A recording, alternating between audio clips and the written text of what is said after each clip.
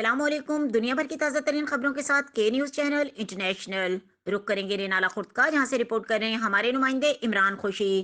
رینالہ خورد Al-Khidmat welfare council کے زیر اہتمام یوم اقبال کی خصوصی تقریب ڈی پی ایس اسکول کے ہال میں منعقد ہوئی، جس میں ضلع بھر سے سیاسی، سماجی، صحافتی شخصیات، مختلف اسکول و کالج بچوں نے شرکت کی۔ رینالہ خورد مقامی ہال ڈی پی ایس میں منعقدہ تقریب میں شرکاء نے شاعر مشرق، انسانیت، ایک عظیم فلاسفر اور پاکستان کا خواب دیکھنے والے علامہ اقبال کو خراج تحسین پیش کیا۔